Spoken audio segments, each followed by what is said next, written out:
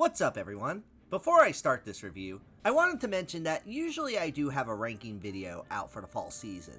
The downside is I've been dealing with a few technical difficulties on my end, so I wanted to inform you that it might come a bit late, maybe even after October. Hopefully not, as I'm going to do my damnedest to get it out in time, but I figured before I release my newest ranking, I'd give out a quick review of a big horror movie coming out real soon that I was very much interested in, that being Shelby Oaks.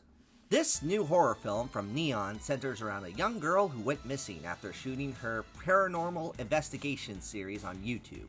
After dealing with the trauma of losing her sister for quite some time, Mia Brennan is notified some clues on the possible whereabouts of her sister Riley.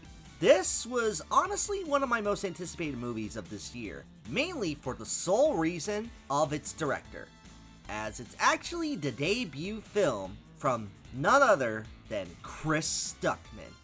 Chances are you're probably aware of him if you're like me and kept up with the movie reviewing scene on YouTube, but in case you don't know, he is one of the most well-known movie critics on YouTube. As someone who clearly has been inspired by his own reviews and also grew up with him, sorry, I couldn't resist. I've always admired Chris Stuckmann's videos.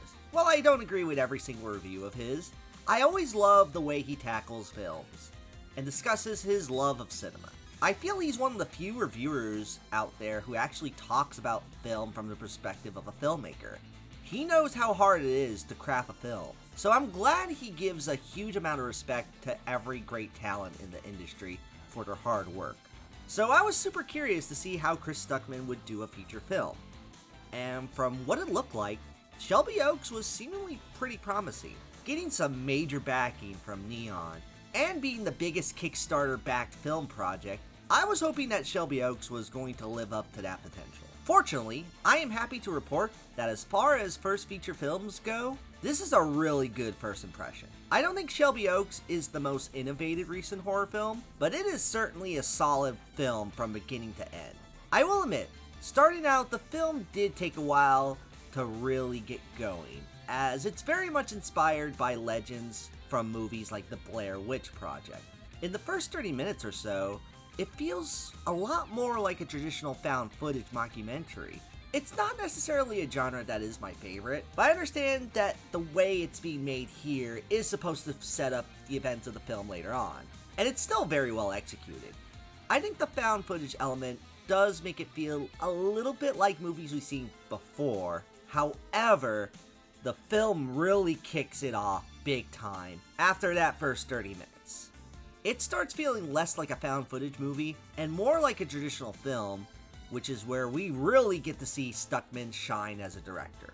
He gives this film a creepy atmosphere that definitely feels akin to a lot of modern horror films like Hereditary and Longlegs. A lot of good use of shadows and set pieces that give this film an identity for sure. Also, props to Chris Stuckmann for hiring a killer cinematographer, as this film is shot excellently, giving a lot of very unsettling shots that easily makes this the best looking movie I've seen from a YouTuber. Stuckmann has made a slick film that's also elevated by him working really well with actors. The main lead, Camille Sullivan, is very compelling as the lead, having this huge dedication to finding her sister that was really felt here.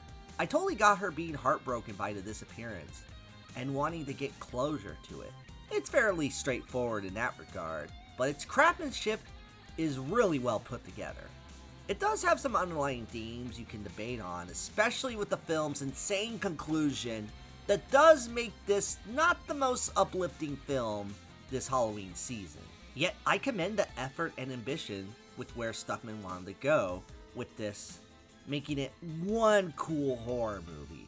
It does work better for me in the second half than the first. However, given this film's mixes found footage with modern horror aesthetics, does make it feel pretty refreshing as a neat vision from Stuckmann. Overall, I highly recommend checking out Shelby Oaks, especially if you want a good horror movie for the Halloween season.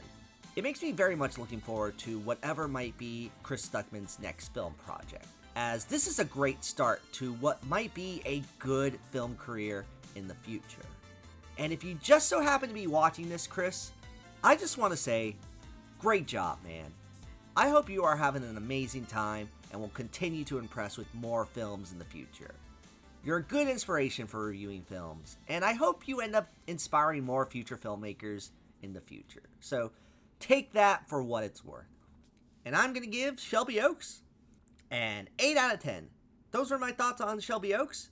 What did you guys think about it if you happen to see it yet already? Comment below, let me know.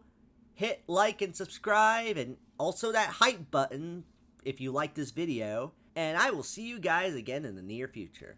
Catch you later.